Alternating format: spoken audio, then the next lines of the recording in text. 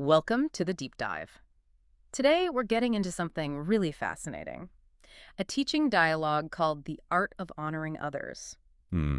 And our mission, really, is to explore this fundamental human tension, the drive we all have to be seen versus the wisdom it takes to truly, genuinely see someone else. It's a deep dive into influence, into how we connect, or sometimes fail to connect. It started from a question we've probably all felt, haven't we? Yeah, definitely. Why do some people just invite openness? You feel comfortable talking to them, Hmm. while others, maybe they're even saying the right things technically, but you just clam up. Right, you shut down. And there's that related thing, too. Why are the people who are genuinely brilliant often so humble? While others, maybe with less experience, seem almost desperate to, prove themselves all the time. Exactly, that gap. Well, that's what this material dives into. Understanding that mechanism, why we shut down, it's sort of the key to unlocking how we can lift others up. Yeah. Okay, let's unpack this. Started with the trap we often fall into. It seems like our default, maybe. The source suggests it's almost, well, narcissistic in a way, not clinical, but In the everyday sense. yeah, that usually when we interact, we're looking for recognition ourselves. We're not primarily trying to understand the other person. And the fascinating part is how subtle this is. It's often a kind of self-deception, right? We think we're just speaking the truth, being direct, being helpful. But if you dig a bit deeper, the dialogue suggests we're actually searching for the right way. Yeah. The right way to say it so that, well, we look smart or we get validated. Ah, okay. So I think I'm giving solid advice, maybe some constructive feedback. Right. But underneath, the real engine driving it might just be my ego wanting a little pat on the head, wanting to feel necessary in that moment. That's often it, precisely. And that subtle shift in focus from their potential value to our need to express ourselves, that's where things go wrong. When our ego's need comes first, we lose that ability, that capacity to genuinely honor the other person. And the source calls that capacity true acknowledgement, the power that comes with real wisdom. So how does this play out? I mean, how do the wise ones handle tricky situations like, say, delivering bad news or navigating power, but still make the other person feel valued? That's where these historical examples get really interesting. They show that this honoring thing, when it's sincere, is a kind of subtle power. More effective than just being blunt. Often, yes, because it taps into that fundamental human need for recognition, but without demanding something back for your own ego. Okay, let's look at the first case. Diplomacy, 1915. President Wilson needs a peace envoy for Europe. Big deal, right? Huge deal. World War era. And Secretary of State William Jennings Bryan, he really wanted that job. It was high profile. But Wilson chose someone else, Colonel House. Right. But the real masterstroke wasn't just the decision. It was House's task. He had to be the one to tell Bryan he didn't get the job. Oof. Awkward.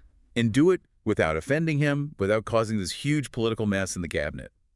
That's the challenge. So how did he do it? What did House understand about Bryan? He understood Bryan's core need wasn't just the job, it was the feeling of being indispensable, important. So House's technique was, well, genius, really. He reportedly said something like this. The president thinks, with a position as important as yours, that your departure would attract too much public attention. Wow. Okay, wait, let's break that down. Yeah. He's being rejected. But the reason given is because he's too important where he already is. Exactly.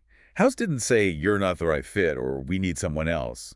He reframed it entirely around Bryan's existing immense importance. His current job was just too vital. So Bryan walks away feeling bigger, even though he didn't get what he initially wanted. That's the power of it. It completely sidesteps the ego's defense system. A simple no triggers defenses, but this reframes rejection as a consequence of value.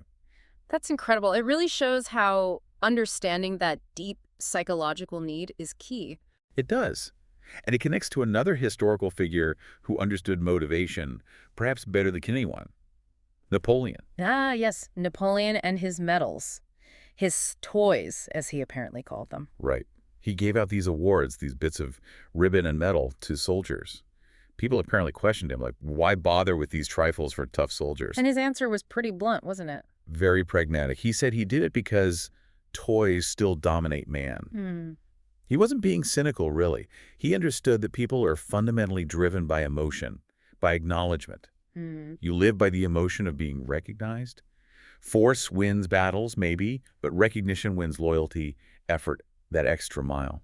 So, bringing House and Napoleon together, the lesson seems to be that honoring someone sincerely, recognizing their value at that core level, Yeah. that's the most powerful way to unlock their potential because it feeds that deep human need without being about my ego. That's the synthesis, exactly. It awakens potential because it satisfies that core need directly.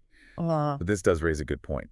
Well, the house example, was it genuine honoring or just clever manipulation for a political end? Can strategic honoring still be, authentic? That's a really important question. I think the teaching suggests the difference lies in the sincerity behind it. You can genuinely appreciate Brian's stature and importance, Mhm. even while needing to make a decision that doesn't give him what he wants in that moment. The intent matters. But true honoring, the source says, aims even higher than just strategy. Right. It makes a very clear distinction. Honoring is not flattery. It's not just empty praise to get something. So what is it then, according to the source? It's defined as the art of seeing value in others even before they see it themselves. It's like anticipatory recognition. Yeah. You see the potential, the goodness, and you reflect it back to them. And the motivation is different too, right? Between ego and wisdom. Completely different. The ego-driven person just wants to be praised. They want the spotlight. Their focus is inward. The person driven by wisdom, though, wants to praise the right person. They're looking outward, trying to find where that light of recognition truly belongs, who deserves elevation. So it requires a kind of stepping back. That's the core action described. Honoring happens when we take a step back so the other person can step forward. It means genuinely finding joy when the spotlight hits them, not wishing it was on you. That sounds simple, but doing it authentically, that feels harder. We can usually sense when praise isn't genuine, can't we? When there's an agenda. We absolutely can. Flattery often has that energy of expectation attached. You feel like they want something back. So how do we make it real? Like in a normal conversation? The advice is actually very practical. Yeah. First, it has to start inside with sincere interest. You have to genuinely want to see the good, to care enough to look. Okay, start with caring.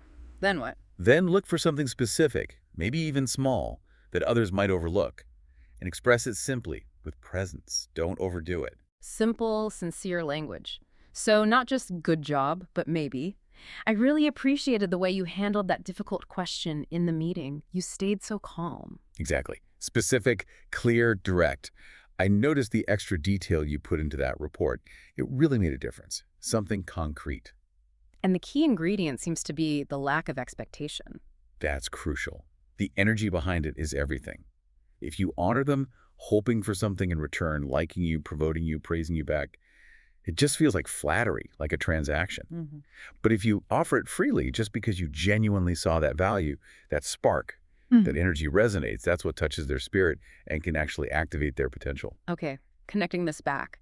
If I practice this, if I focus on honoring others, what's the payoff for me? Is it just about being nice, or is there something deeper for, like, my own development? Oh, it's a huge payoff, but it's a bit paradoxical. The source talks about 3 levels of development, which explains it really well.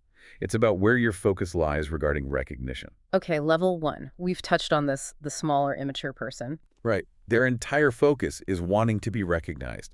They need that external validation, the likes, the compliments, the titles. Their worth feels dependent on others seeing them. And level 2. The more mature adult person. This person has grown. They know how to recognize others. They can manage their own ego enough to offer genuine acknowledgement. They use it effectively, maybe as good leaders, to motivate and build relationships. So they can give praise well. But there's a level 3, the truly wise person. What's the difference? The wise person, their honoring is so authentic, so selfless, that it actually causes others to recognize themselves. Whoa. Say that again? They act like a mirror. Their acknowledgement doesn't just make the person feel good temporarily. It helps the person see their own inherent worth, their own light, independent of the wise person being there. That's a huge leap. It's not just telling them they're good, it's helping them know it deep down. Precisely. It triggers an internal realization. Yeah. And this leads to this really beautiful metaphor that dialogue uses at the end. It says that by genuinely honoring others, we can't help but illuminate ourselves. Think about lighting a candle in a dark room. Okay. When you spread light, you don't need a separate plan to get rid of the darkness. Yeah. It just disappears. By focusing on shining a light on the value in others, you inevitably fill your own space with light too. That's a powerful image, the paradox of selflessness. Exactly. When we truly honor others, we don't lose anything. We're sowing light, Yeah. and that light reflects back. The goal isn't to prove how great we are. Right. It's to create an interaction where both people walk away feeling their own value more deeply. So it provides a really clear path, doesn't it? Shift from needing validation to being a source of it. That the real measure of wisdom isn't just what you know, but your ability to lift others up. That's the core takeaway. So as you, our listener, go through your day, maybe think about this. You've got a framework now to shift interactions away from ego, away from just trying to get your point across and towards this more wisdom-driven connection. It's a challenge, maybe, to pause before speaking and just check that inner motivation. Am I looking for my own validation here, or am I genuinely trying to see the person in front of me? And building on that, maybe one final thought to mull over, something to take with you. If real honoring is about seeing value in someone before they necessarily see it or prove it, what inherent value, what potential might you be overlooking in the people closest to you right now just because you're waiting for them to show it first instead of you being the one to reflect it for them?